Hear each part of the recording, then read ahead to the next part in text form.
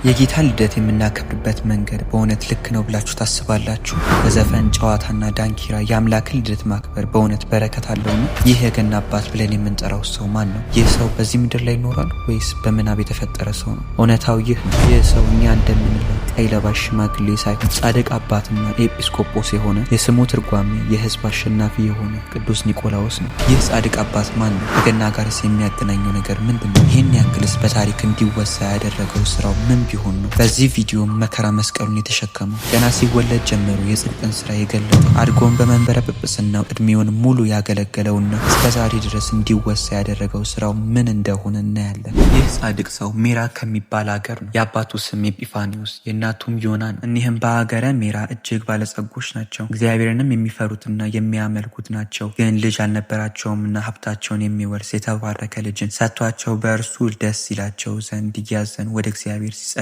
ሲማልዱ ኖሩ። የመውለጃቸውም ጊዜ እስኪያልፍ ኑረው የመውለጃቸው ጊዜ እንዳለፈ ባወቁ ጊዜ ስለ ልጅ መለመንን ስራው ልዩ ድንቅ የሆነ እግዚአብሔር በበረከትና በቅድስና ፍጹም ያደረገውን ይህን ቅዱስ ልጅ ኒቆላዎስን ሰጣቸው። በእርሱም ዘንድ የጽድቅን ስራ ገለጠ። እርሱም በተወለደ ጊዜ ተነስቶ በሰዎች መካከል 2 ሰዓት ያህል ቆመ። በዚህም ለጽድቅ ስራ የሚነሳ መሆኑን ያመለክታል። የእናቱንም ጡት በሚጠባበት ጊዜ ከቀኝ ጡቷ በቀር አይጠባም። በዚህም በሕይወቱ ዘመን ሁሉ ከመንፈሳዊ የውሃ ምንጭ በቀር እንደማይጠጣ ይገልጣል። ይኸውም የእግዚአብሔር ቃል መንፈሳዊ ትምህርት ነው። በሕፃንነቱም የሐዋርያትን ስርዓት ፈጸመ። በረቡዕና በዓርብ ቀን ያለ 9 ሰዓት የእናቱን ጡት አይጠባም። ታናሽ ብላቴናም በሆነ ጊዜ ወላጆቹ ለመምህር ሰጡት። በጥቂት ቀኖች የቤተ ክርስቲያንን ትምህርት ተምሮ ዲቁና ተሾመ።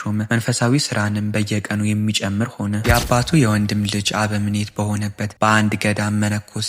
ከሰው ማንም እንደርሱ ሊሰራው የማይቻለው ጽኑ ተጋድሎን ተጋደለ። ከዚህም በኋላ እድሜው 19 ዓመት ሲሆነው ቅስና ተሾመ። እግዚአብሔርም ታላቅ ጸጋን፣ ድንቆች ታምራትን ማድረግና በሽተኞችን የመፈወስ ሀብትን ሰጠው። በሕይወቱ ሳለ ከሰራው ትሩፋቱ ጥቂት እንናገራለን። ይኸውም በዓለም ላይ የገና አባት እየተባለ እንዲጠራ ምክንያት የሆነበት የክርስቶስን ወንጌል በተግባር የገለጸበትና እስከዛሬ ድረስ በብዙዎች ዘንድ እንደ ባህል እንዲታይ እንዲሁም ካልተደረገም እንደ ነውር እንዲቆጠር ያደረገበት ተግባሩ ነው። ይህም እንዲህ ነው። አንድ ባለጸጋ በሀገሩ ነበር። ከጥቂት ጊዜም በኋላ የዕለት ራት እስከሚያጣ እጅግ ድሃ ሆነ። 4 ሴቶች ልጆችም ነበሩ።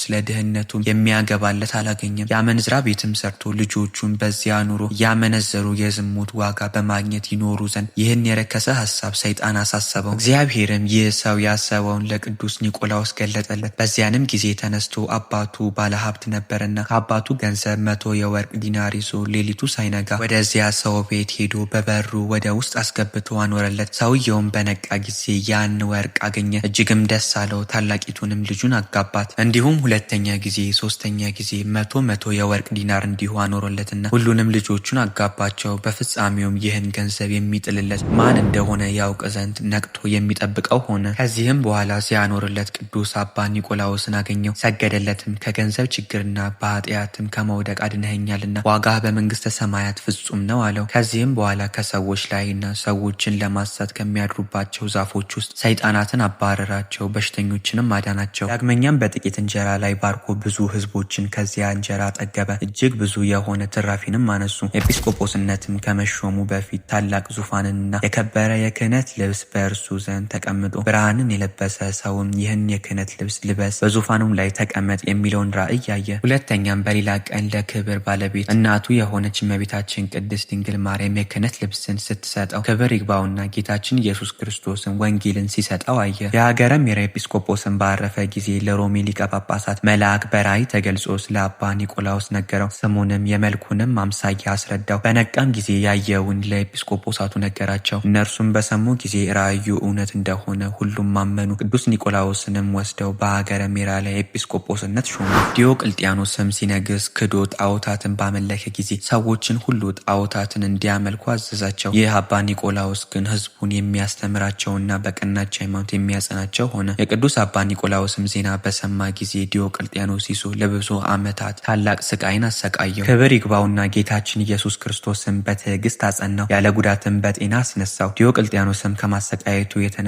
በሰለቸ ጊዜ ከወህኒ ቤት ጨመረው። እግዚአብሔርም ዲዮቅልጥያኖስን አጥፋ አስፍቶ ጻድቅ ቆስጠንጢኖስን እስካነገሰው ድረስ በዚያ ኖረ። ከዚህም በኋላ ክርስቶስን በማመን የታሰሩትን ሁሉንም አወጧቸው። ከእነርሱም ጋር ቅዱስ ኒቆላዎስ ወጥቶ ወደ መንበረ ጵጵስናው ተመለሰ። ህዝቡንም ሁሉ የቀናች ሃይማኖትን እያስተማራቸው ኖረ። ሃይማኖታቸው የቀና የ318 ኤጲስቆጶሳት የአንድነት ስብሰባ በሆነ ጊዜ ይህ አባት ከእነርሱ አንዱ ነው። ከእነርሱም ጋር ሆኖ አርዮስን አሳደደው፣ የቤተ ክርስቲያንንም ስርዓት ሰራ። ከዚህም በኋላ ያማረ ተጋድሎውን በፈጸመ ጊዜ እግዚአብሔርን አገልግሎ በመንበረ ጵጵስናው ከ40 ዓመት የሚበዛ ከኖረ በኋላ በሰላም አረፈ። ለዚህም የጌታችን በዓለ ልደቱን በዘፈን ሳይሆን በዝማሬ ዝማሬውንም በሆይታ ሳይሆን እግዚአብሔርን በሚያስደስተው መልኩ በተመስጦ ጥሩ መባ አድርገን እንድናቀርብ አምላከ ቅዱሳን ይርዳን። ለእግዚአብሔር ምስጋና ይሁን። እኛንም በዚህ አባት ጸሎት ይማረን፣ በረከቱም ትድረሰን ለዘላለሙ አሜን።